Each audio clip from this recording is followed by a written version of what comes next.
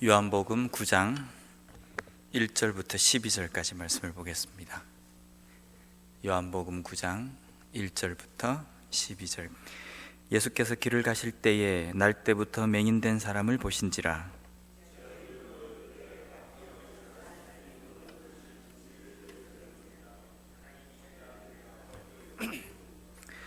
예수께서 대답하시되 이 사람이나 그 부모의 죄로 인한 것이 아니라 그에게서 하나님이 하시는 일을 나타내고자 하심이라.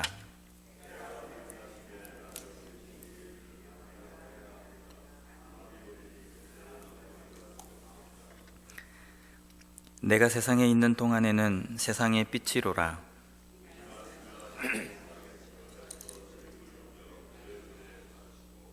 이르시되 실로암 못에 가서 씻으라 하시니, 실로암은 번역하면 보냄을 받았다는 뜻이라. 이에 가서 씻고 밝은 눈으로 왔더라.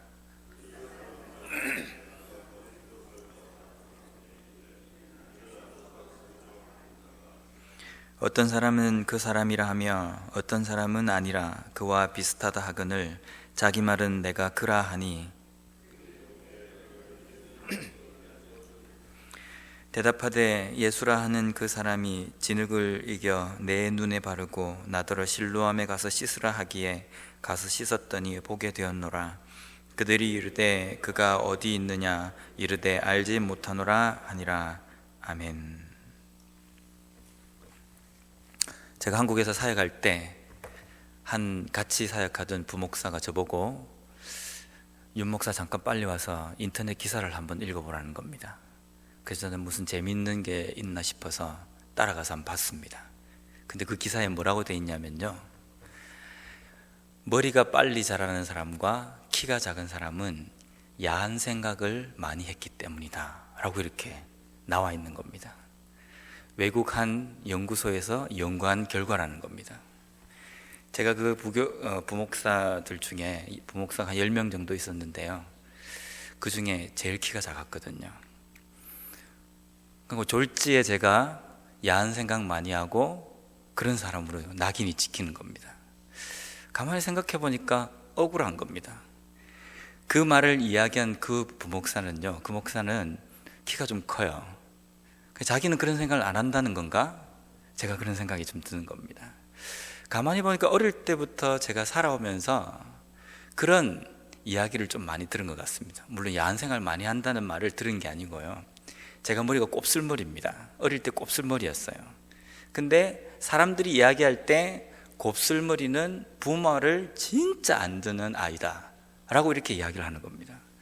어릴 때는 정말 말 안 듣는 곱슬머리 아이, 커서는 키가 작기 때문에 야한 생각 많이 하는 사람, 사람들이 외모나 이런 것을 보고 자기 나름대로 판단을 내리고 낙인을 찍어버리는 겁니다.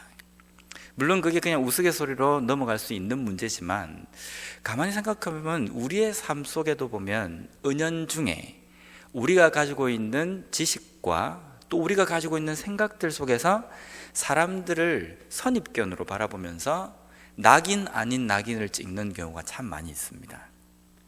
오늘 읽은 이 본문 말씀에도 보면 낙인이 나옵니다. 우리가 먼저 이 말씀의 제일 첫 번째 말씀을 한번 9장 2절 말씀을 한번 보겠습니다. 제자들이 물어 이르되 랍비여 이 사람이 맹인으로 난 것이 누구의 죄로 인함이니까? 자기니까 그의 부모니까? 한 맹인, 그리고 태어날 때부터 앞을 한 번도 본 적이 없는 맹인이 길에 앉아 있습니다. 예수님과 제자들이 지나가면서 그 맹인을 만나게 되었습니다. 제자들이 예수님께 묻습니다. 이 사람이 어릴 때부터, 태어날 때부터 앞을 보지 못하는 맹인으로 태어났는데 이 사람이 이렇게 태어난 이유는 누구의 죄 때문입니까? 이 사람의 죄 때문입니까? 아니면 그의 부모, 그의 조상의 죄 때문입니까? 라고 묻는다는 겁니다. 이 질문에는 이 질병은 반드시 어떤 죄의 결과 때문에 이 사람에게 왔다는 전제가 깔려 있습니다. 만약 그게 아니라고 한다면 예수님께 이렇게 물어야 합니다. 이 사람이 어릴 때부터, 태어날 때부터 맹인으로 태어난 것은 무슨 이유 때문입니까?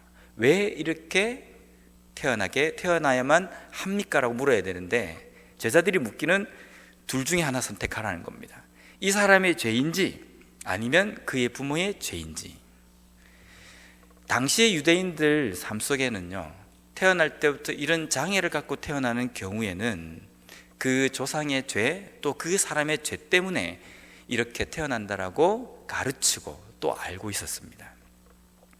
큰 질병이 생기는 사람이 어떤 죄 때문에 그 모든 짐을 어깨에 짊어지고 장애로 태어난다는 겁니다. 오늘날 우리 주변에도 보면 간간히 이런 이야기를 들을 수가 있습니다. 누가 어떤 문제가 생기고 어떤 어려움이 생기면 그분들한테 달려가서 그렇게 이야기합니다. 도대체 안 보이는 데서 무슨 죄를 지었길래 이렇게 아픕니까? 이렇게 병이 들었습니까? 기도하세요. 회개하세요. 얼핏 들어보면 상당히 영적인 것 같고 믿음이 좋은 대답인 것 같습니다. 그 말뜻은 무엇입니까? 몸이 아프거나 크게 아프면, 장애로 태어나면, 장애가 생기게 되면 어떤 문제가 생기는 것은 반드시 죄 때문이라는 겁니다. 죄 때문에 이런 일이 일어난다는 겁니다. 그러면 그게 죄 때문에 그렇게 일어난다라고 이야기하는 사람은 어떤 입장인 겁니까? 제자들이 예수님에게 물을 때 이 사람이 장애를 가지고 태어났는데 이 장애가 이 사람의 죄 때문입니까? 아니면 그의 조상의 죄 때문입니까? 지금 제자들은 사지가 멀쩡합니다. 볼 수 있고 들을 수 있고 말할 수 있고 움직일 수 있습니다. 본인들에게는 그런 일이 없기 때문에, 본인들은 자신의 죄나 조상의 죄가 없기 때문에 이렇게 아주 건강한 모습으로 태어났다는 겁니다. 교만입니다. 내가 의롭고 이 사람들은 죄 때문에 이런 일이 일어났다는 겁니다. 이 말을 하는 이 당시에는요, 나는 의롭고 저 사람은 죄인이다 라는 겁니다. 정죄함입니다. 로마서 8장 1절 말씀에 보면, 그러므로 이제 그리스도 예수 안에 있는 자에게는 결코 정죄함이 없나니, 분명히 말씀에 기록되어 있습니다. 그리스도 안에 있는 사람은 그 누구에게도 정죄를 받지 않고 그 누구를 정죄해서도 안 된다는 겁니다. 심지어는 하나님도 우리의 죄를 더 이상 정죄하시지 않겠다라고 약속하셨습니다.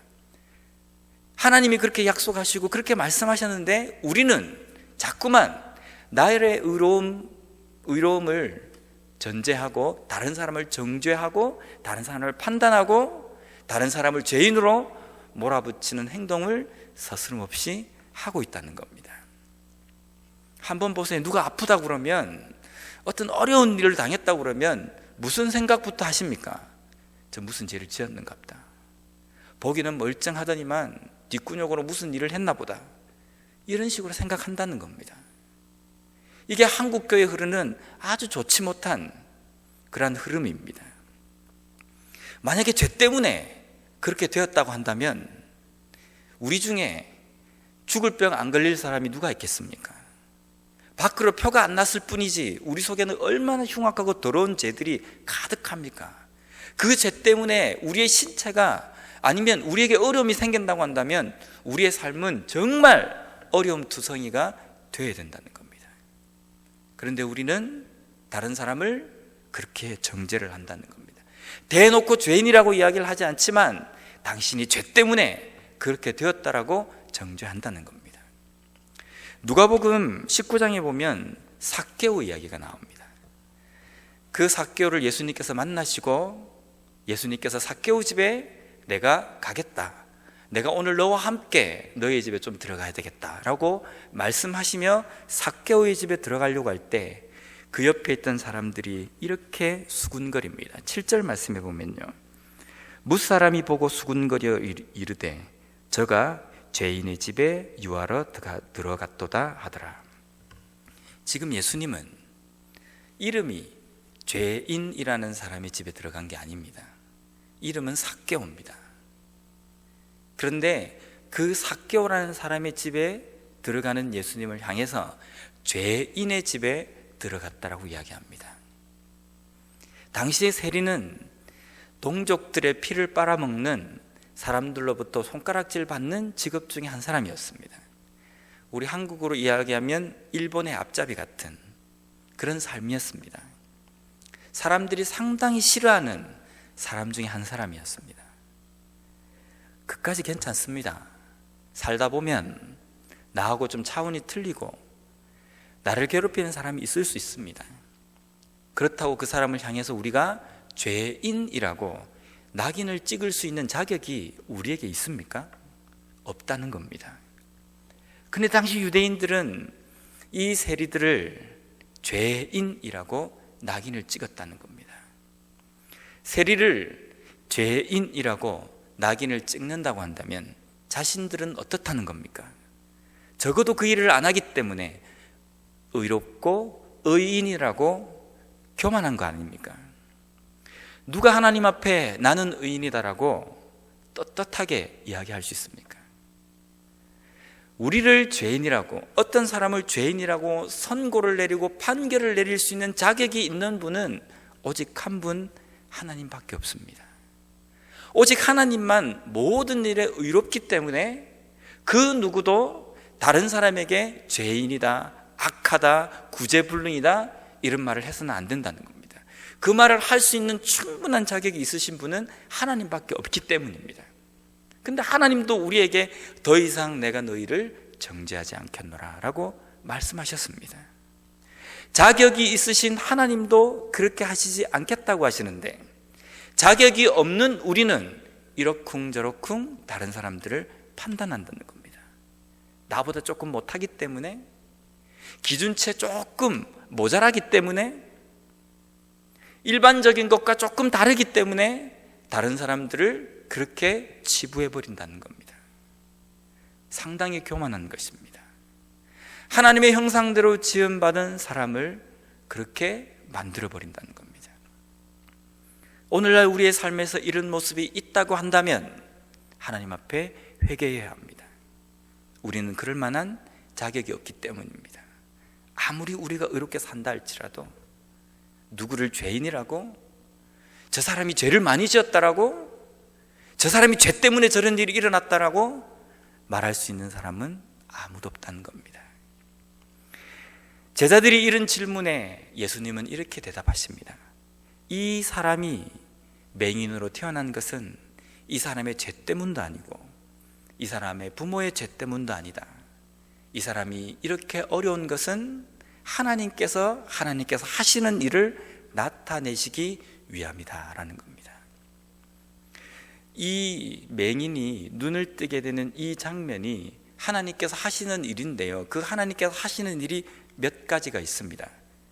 뒤에 13절부터 쭉 끝절까지가 이 맹인에 대한 이야기가 쭉 나옵니다. 나머지 부분은 다음 주 수요일부터 시리즈로 나가기 때문에 오늘 읽은 이 본문에서만 우리가 얻을 수 있고 붙들 수 있는 부분들을 가지고 우리가 은혜를 나누었으면 좋겠습니다. 맹인은 태어날 때부터 앞을 볼 수 없는 사람입니다. 그래서 사람의 눈이 어떻게 생겼다, 코끼리가 어떻게 생겼다, 사람들에게 이야기를 들으면요, 머리에 무슨 상상을 하는지 아십니까?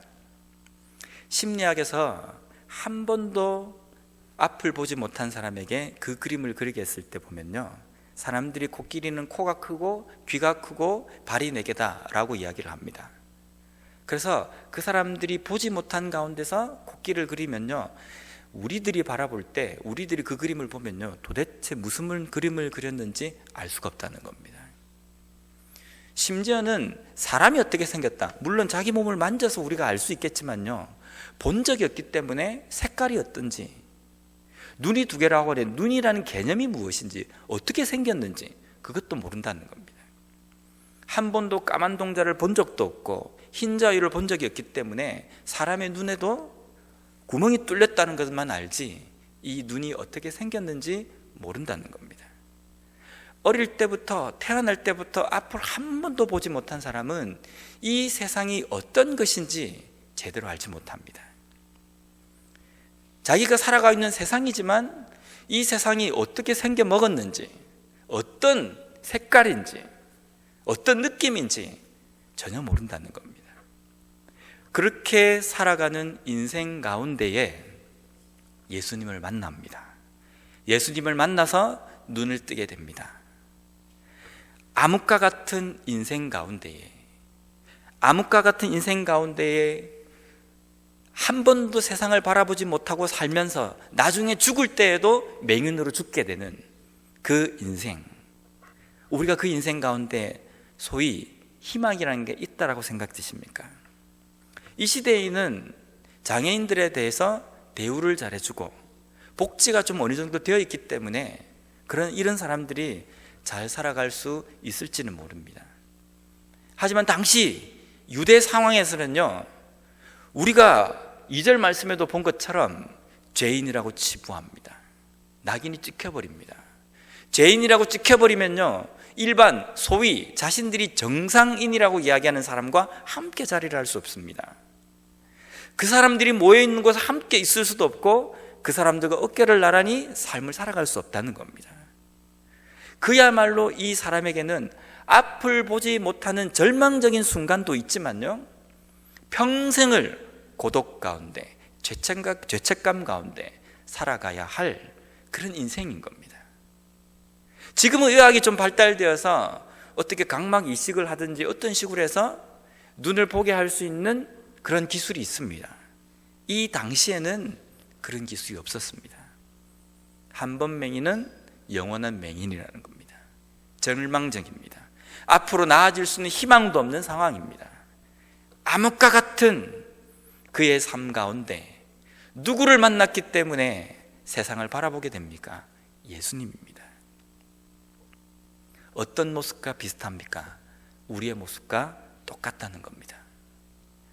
우리의 인생에 풀리지 않고 풀 수 없는, 도무지 그는 구제불능이고 완전히 불치병과 같은 죄의 문제가 우리 속에 있었습니다. 우리는 이 죄 때문에 지옥이라는 그 길이 확연하게 정해져 있는 그 인생을 걸어갔다는 겁니다. 이 문제는 어떻게 해결할 수 없습니다. 우리의 힘으로도 아무리 돈이 많아도 지옥 백성이 천국 백성이 될 수도 없습니다. 아무리 몸부림을 쳐봐도 우리가 선행을 한다 할지라도 우리는 결코 선한 사람이라고 그 죄의 문제가 해결될 수 있는 방법이 없는 삶을 살았다는 겁니다. 그야말로 나면서부터 맹인으로 태어났던 암흑과 함께 살아가야 되는 이 맹인의 삶과 똑같다라는 겁니다. 그런데 그 문제를 해결해 주기 위해서 예수님이 오셨습니다. 예수님이 오심으로 말미암아 우리 인생에 달라진 것은요, 그 암흑과 같은 세상 가운데서 빛을 보게 된 겁니다. 오늘 예수님께서도 본문 말씀에 보면 빛이 있는 동안에는 우리가 아버지 일을 해야 하고 내가 있는 이때는 대낮이다. 내가 빛이기 때문에 곧 지금 우리가 있는 이 시간이 낮과 같은 시간이다라고 말씀하십니다. 예수님은 빛으로 우리 가운데 오셨습니다. 빛으로 오신 예수님을 우리가 만남으로 말미암아 암흑과 같은 그 세상 가운데서 우리가 탈출하게 되었다는 겁니다. 이거는 기적 중의 기적입니다. 마치 이 당시에 나면서부터 한 번도 앞을 보지 못한 맹인이 눈을 뜨게 된 기적, 그것 이상의 기적을 우리는 보았다는 겁니다. 경험했다는 겁니다. 이것이 맹인을 통해서 하나님께서 하시고자 원하시는 일이라는 겁니다. 우리의 인생은 그야말로 참담한 상황이었습니다. 구제될 수 없는 상황이었습니다. 그 상황 가운데 우리가 주님을 만남으로 말미암아 빛과 같은 그런 삶을 살게 되었다라는 겁니다. 얼마나 기적 같은 삶입니까? 때로는 우리가 때때로 우리의 삶을 바라보며 나 스스로를 자책하기도 합니다. 내가 어렵고 힘든 상황이 되면요, 다른 사람도 그렇게 정죄하는 경우도 있지만 나 스스로를 정죄할 때도 있습니다. 도대체 내가 무슨 죄를 지었길래 내가 이런 어려움을 당해야 하는가? 그러면서 우리는 우리의 마음속에 자책하면서 하나님을 향해서 원망할 때도 있습니다. 하나님, 제가 무슨 죄를 지었다고 이런 일을 나에게 주십니까? 나는 도무지 여기에서 헤어날 수 없고 계속적으로 여기에서 그냥 이러다가 마치 그냥 죽을 것 같은 그런 절망적인 순간을 우리가 만날 때도 있다는 겁니다. 그럴 때 우리의 마음속에 어떤 생각이 드십니까? 내 죄 때문인가? 아니 우리 부모님 죄 때문인가? 아니 우리 가족의 죄 때문인가? 이렇게 자책하십니까? 그럴 때 예수님은 우리에게 말씀하실 겁니다. 그 어려움은 너의 죄 때문도 아니고 너의 가족의 죄 때문도 아니고 오늘날 하나님이 너의 인생 가운데 그 어려움 가운데 하나님의 일을 하시고자 원하셔서 그 어려움을 주셨다는 겁니다. 하나님께서 하시고자 원하시는 일이 있기 때문에 그 어려움을 내가 당하게 되었다는 겁니다. 이 말을 이해를 하시겠습니까? 우리가 하나님의 일을 할 때에요, 하나님의 위대한 일을 하길 원합니다. 근데 하나님의 일에 위대한 일과 안 위대한 일이 있다고 생각하십니까?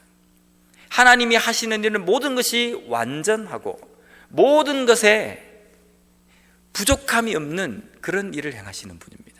근데 우리가 하나님의 일을 다 하나님의 위대한 일을 하게 해 주십시오. 어떻게 해야 위대한 일입니까? 돈을 많이 벌고 많이 벌어서 예수님의 이름으로 많이 구제하고 많이 다른 사람들에게 기부하고 돕고 이런 것이 위대한 일입니까? 그러면 한쪽 구석에서 초라하게, 우리가 볼 때 초라하게 표도 나지 않게 하나님의 일을 하는 사람은 하나님의 덜 위대한 일을 하는 사람입니까? 목숨을 걸고 숭배하는 사람은 위대한 일이고, 교회에서 오늘도 열심히 내가 화장실 청소를 하며 섬기는 그 사람은 하나님의 덜 위대한 일을 하는 것입니까? 하나님의 일은 똑같습니다. 다만 우리에게 중요한 것은 하나님께서 나를 사용하셔서 하나님의 일을 하시려고 작정하셨다는 것, 그것이 기적과 같은 은혜라는 겁니다. 그냥 놔둬도 될 나의 존재를 하나님의 그 위대한 일에 도구로 사용하셨다는 겁니다. 오늘날 이 소경도, 이 맹인도 하나님께서 들어 쓰셨습니다. 그를 통해서 극에 모인 모든 사람들에게 하나님의 메시지를 전하셨다는 겁니다. 하나님의 도구로서 사용되어진 그 맹인의 삶은 눈을 떴기 때문에 그에게 큰 은혜가 있을 수도 있고요, 있는 건 맞습니다. 더 위대한 것은요, 오늘날 예수님께서 그 맹인을 통해서 수많은 사람들에게 복음을 증거하기 위해서 교안으로 사용하셨다는 겁니다. 도구로 사용하셨기 때문에 하나님께서 그의 삶을 위대하게 쓰셨다라고 우리는 고백할 수 있다는 겁니다. 이것이 오늘 본문에 나와 있는 맹인이 날 때부터 앞을 보지 못하고 태어난 이유라는 겁니다. 때때로 우리의 삶 속에 있는 그 선입견, 다른 사람을 바라볼 때의 정죄함, 그러한 관점이 우리의 속에서 사라지지 않는다고 한다면요, 분명히 우리는 교만해져 버립니다. 교만한 가운데 다른 사람을 판단하고 정죄합니다. 만약에 모든 어려움들이 모든 어려움들이 죄 때문에 발생한 것이라고 한다면 복음 때문에 처참하게 죽어간 사도들의 삶을 어떻게 설명하시겠습니까? 축복된 삶이 아니라 순교한 그 삶을 보며 어떻게 설명하시겠습니까? 예수님의 인생은 어떻게 설명하시겠습니까? 도대체 예수님이 무슨 죄를 지었길래 저렇게 처참하게, 저렇게 초라하게 죽어가셨는가? 그것도 그렇게 설명하시겠습니까? 그게 아니라는 겁니다. 그게 아니기 때문에 우리는 다른 사람을 정죄해서는 안 되고 우리의 인생 또한 정죄해서도 안 된다는 겁니다. 오늘 이 시점에 우리의 삶에서 지금의 어려운 순간을 걸어가고 계십니까? 그 어려움 때문에 정말 이게 누구의 죄 때문인가? 내가 하나님 앞에 무엇을 잘못했기 때문에 이런 일을 당하게 되는, 내 스스로를 정죄하며 살아가고 계십니까?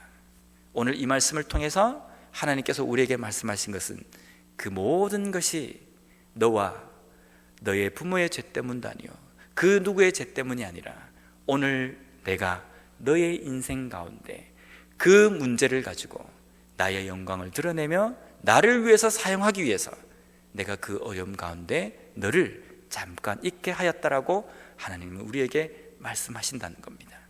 그 어려움을 그러한 관점으로 바라봄으로 말미암아 빛이신 예수 그리스도를 만남으로 인하여서 우리의 암흑과 같은 그 현장과 그 삶 가운데서 새로운 빛의 길로 걸어가는 그런 복된 삶을 경험한 것처럼 우리의 삶에도 끊임없이 그러한 은혜를 경험하고 살아가는 우리의 삶이 되시길 바랍니다.